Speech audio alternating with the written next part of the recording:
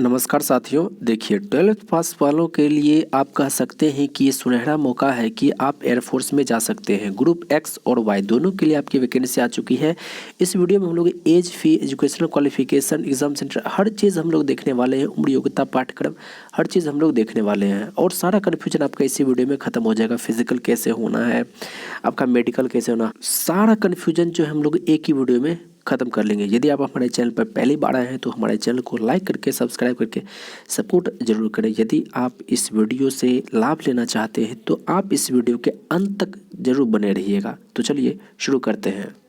तो साथियों, सबसे पहले अगर हम लोग इम्पोर्टेंट डेट्स की बात कर लें तो आपका स्टार्टिंग डेट जो रखा गया है वो 7 नवंबर से लेकर के 23 नवंबर के बीच रखा गया है। जैसा कि आपको पता होना चाहिए कि ये सब जो डिफेंस रिलेटेड जो भी वैकेंसी आती है वो उसका ज़्यादा दिन तक डेट नहीं रहता है। 7 नवंबर से लेकर के 23 नवंबर तक ही आपका डेट रखा गया है।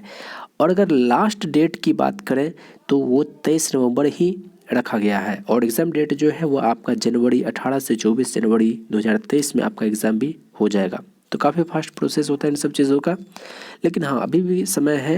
अगर आप अभी से तैयारी अगर ठीक से करते हैं तो आप एग्ज़ाम में क्वालिफाई ज़रूर हो जाएंगे। ऐसा भी कोई हार्ड एग्ज़ाम नहीं होता है।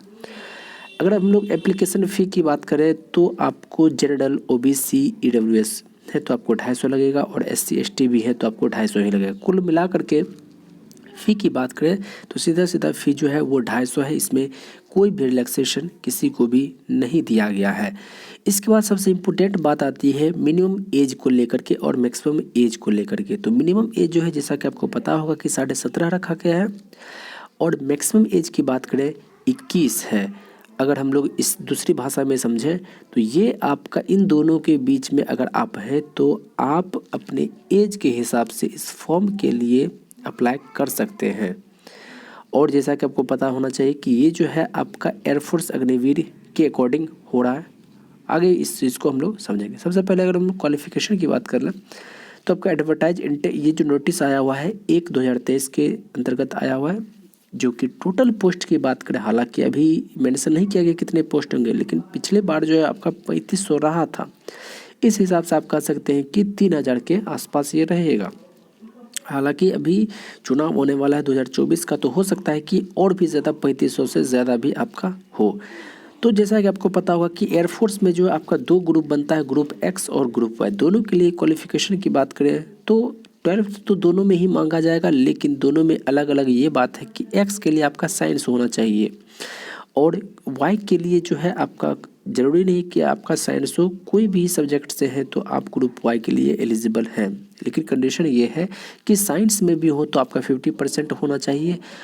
और अगर ग्रुप वाई में भी किसी भी 12th किए हुए हैं किसी भी सब्जेक्ट से तो वहाँ पर भी आपको 50% होना ही चाहिए। हालांकि इससे भी ज़्यादा होना चाहिए, काफ़ी अच्छे मार्क्स होने चाहिए, 70% प्लस होना चाहिए, तभी आपका कॉलेटेड भी आता है।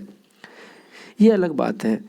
अगर हम लोग इंग्लिश की बात करें तो इंग्लिश में भी जो है 50% आपका खोजा जाता है। 50% से यदि आप कम है तो आप इसके लिए एलिजिबल नहीं है। लेकिन ग्रुप एक्स के लिए जो है डिप्लोमा वाले भी छात्र पढ़ सकते हैं, लेकिन वो इंजीनियरिंग किए हुए मैकेनिकल से, इलेक्ट्रिकल से, electronics, automobile, computer science, instrument technology और फिर आईटी, इन सभी से यदि आपने 3 साल का डिप्लोमा कर रखा है तो आप भी जो है ग्रुप एक्स के लिए एलिजिबल हैं। तो अब आपके मन में डाउट होगा कि यदि एक्स के लिए एलिजिबल जो है वो तो वाई के लिए भी एलिजिबल है। बिल्कुल सही बात है। अगर हम लोग देख लेते हैं कि आपका फुल सिलेबस क्या क्या रहने वाला है, तो ग्रुप एक्स और ग्रुप वाई दोनों का सिलेबस अपना अपना अलग अलग अलग रहने वाला है। हालांकि एक्स में अगर इंग्लिश की बात करें तो आपका 20 क्वेश्चन रहेगा 20 मार्क्स का, और फिजिक्स जो है वो आपका 25 क्वेश्चन रहेगा और मैथ जो है वो आपका 25 क्वेश्चन रहेगा। हालांकि ये 12th बेसिस पर है तो यहाँ आपका क्वेश्चन भी 12th का ही रहेगा। टोटल मिलाकर के बात करें तो 70 क्वेश्चन आपका पूछा जाएगा और एक क्वेश्चन 1 नंबर कैरी करेगा और इसमें टोटल जो आपको समय मिलेगा वो 60 मिनट मिलेगा। और निगेटिव मार्किंग भी है 0.5, यानी कि 4 गलती करेंगे तो एक आपका सही उत्तर काट लिया जाएगा। यानी कि अगर आप यदि आप 5 तुक्का लगाते हैं, यदि आप 5 क्वेश्चन में तुक्का लगाते हैं और उसमें एक भी क्वेश्चन अगर सही हो गया तो बात बराबर हो गया, और अगर एक से ज़्यादा हो गया तो आपको बेनिफिट यहाँ से हो जाएगा। तो नेगेटिव जो है काफ़ी कम है और यहाँ आपको रिस्क लेना ही चाहिए, आप रिस्क ले सकते हैं। वहीं पर अगर हम लोग ग्रुप वाई की बात करें तो ग्रुप वाई में जो है आपका जनरल कंपटीशन जैसा ही होता है, जिसमें कि आपका इंग्लिश जो है वो आपका 30 नंबर का है, रीजनिंग और जीए जनरल अवेयरनेस इन दोनों को मिलाकर के 20 क्वेश्चन, टोटल जो है 50 क्वेश्चन रहता है, 50 मार्क्स का होता है, यानी कि एक क्वेश्चन 1 नंबर कैरी करता है। और इसमें टोटल मिनट की बात करें तो आपको 45 मिनट का समय भी मिल जाता है। इसके बाद अगर हम लोग देखें तो निगेटिव भी इसमें भी 0.25 है। यहाँ पर जो है अटेम्प्ट आपको रिस्क लेना ही चाहिए, क्योंकि निगेटिव ठीक ठाक यहाँ पर रखा गया है। अगर इसके बाद जैसा कि हमने बताया कि ये जो व्यक्ति एक्स के लिए एलिजिबल है वो तो वाई के लिए भी एलिजिबल है, लेकिन दोनों का यदि कुछ छात्र ऐसे होंगे जो कहते होंगे कि हम तो एक्स के लिए भी एलिजिबल हैं और वाई के लिए भी एलिजिबल है, तो क्या दोनों का अलग अलग एग्जाम होगा? नहीं, यदि आप एक्स के लिए भरे हुए तो आपका केवल ये होगा, और केवल आप वाई के लिए भरे हुए तो आपका ऐसे होगा।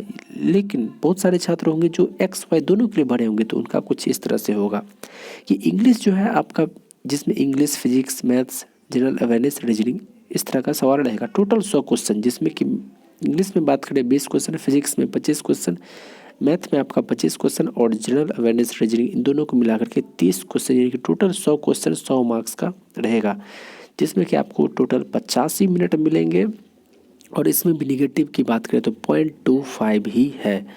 तो साथियों अगर हम लोग यहाँ पर कट ऑफ की बात करें तो यहाँ अगर आप 50 प्लस होना ही चाहिए, और यहाँ जो है आपका 35 प्लस होना ही चाहिए। और फिर अगर दोनों के लिए एक्स और वाई दोनों के लिए तो यहाँ आपका 70 प्लस होना ही चाहिए, तभी आप फाइनल सिलेक्शन की बात सोच सकते हैं। सबसे ज़्यादा डाउट यहाँ फिजिकल को आता है। फिजिकल में हम लोग यदि आप इसमें पास हो जाते हैं ऑनलाइन एग्जाम में तो फिर इसके बाद आपका क्या होगा। हालांकि मैं आपको यहीं पर क्लियर कर दूं कि आपका एक्स और वाई दोनों ग्रुप का जो एग्ज़ाम होने वाला है वो आपका बिल्कुल ही ऑनलाइन एग्ज़ाम होने वाला है। ऐसा नहीं कि वो ऑफलाइन होगा, नहीं, अब जो है हर चीज़ आपका ऑनलाइन हो चुका है, तो आपका एग्ज़ाम भी यहाँ पर भी जो है ऑनलाइन ही होगा।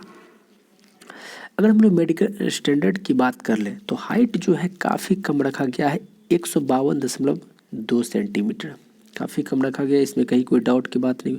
वेट की बात करें तो आपके हाइट के अनुसार आपका वेट भी होना चाहिए, ऐसा नहीं कि वेट आपका बिल्कुल 30 हो जाए, ये ऐसा भी नहीं होना चाहिए। चेस्ट एक्सपेंशन जो है आपका जितना भी 77 ऐसे मांगा जाता है, 77 78 आप हो जाएगा, लेकिन 5 सेंटीमीटर जो है आपको एक्सपेंशन करना पड़ेगा। रनिंग जो है आपका 1600 मीटर रखा जाता है, जिसमें कि 6.5 मिनट, काफ़ी ज़्यादा टाइम मिला है, आप इतना कर लेंगे, इसमें कोई दिक्कत की बात नहीं है। पुशअप्स जो है वो आपको 10 बार करना है, सिटअप्स जो है 10 और स्क्वाट्स जो है वो आपका 20 करना है। और हियरिंग की बात करें तो हियरिंग में जो है आपको इसके बारे में ज़रा सा एक बार एक्सप्लेन कर दूँ कि रनिंग के बाद आपका होना है पुशअप्स। तो यहाँ पर जो है आपको टोटल 10 मिनट का टाइम मिलेगा। जैसे 1600 मीटर जैसे आप दौड़ेंगे तो आपको 10 मिनट का टाइम मिलेगा, फिर आपको पुशअप्स करवाया जाएगा, फिर यहाँ पर 2 मिनट का गैप मिलेगा, और फिर यहाँ पर सेटअप्स करवाया जाएगा, फिर यहाँ से 2 मिनट का टाइम मिलेगा, फिर ये आपको करवाया जाएगा। तो साथियों ऐसा नहीं कि लगातार आपको रनिंग के लिए करवाया गया फिर तुरंत जो है पुशअप्स के लिए लगा दिया, फिर तुरंत सेटअप्स के लिए, फिर ऐसा नहीं। इसमें जो गैप आपको दिया जाएगा, शुरुआत में रनिंग के बाद 10 मिनट का आपका गैप मिलेगा, फिर यहाँ 2 मिनट का गैप मिलेगा, फिर यहाँ 2 मिनट का गैप मिलेगा। लड़कियों में भी लगभग सेम यही है, इसी के अकॉर्डिंग आप तैयारी करें। और हियरिंग की बात करें तो हियरिंग जो है वहाँ क्या होता है कि 6 मीटर की दूरी पर 2 व्यक्ति बैठ जाएंगे और आपको कहेंगे कि बताइए, वो जो है आपस में बात करेंगे और आपको बताना है कि वो क्या क्या बात कर रहे हैं। तो इस तरह से आपका हियरिंग जांच किया जाता है 6 मीटर की दूरी पर रह करके। डेंटल जो है दांत आपका ठीक ठाक होना चाहिए। विज़न जो है वो भी आपका बढ़िया जो होना चाहिए। डिफेंस की बात है तो आप समझ ही सकते हैं कि ये सारी बात है। और सिलेक्शन प्रोसेस की बात करें, सिलेक्शन प्रोसेस में बस सिंपल फेज़ 1, फेज़ 2, फेज़ 3, जिसमें कि केवल एक ही एग्ज़ाम होता है, ऑनलाइन होता है, दूसरा फिजिकल होता है और फिर तीसरा मेडिकल होता है, और फिर आपके और इस तरह से आपको जॉब मिल जाता है। इसके बाद अगर हम लोग बात करें इसमें मेन चीज़ की, आपका जो इसमें सिलेक्शन होने वाला है वो केवल 4 साल के लिए होने वाला है। बहुत लोग सोच रहे हैं ये परमानेंट हो गया, नहीं, ये आपका 4 साल का ही होने वाला है।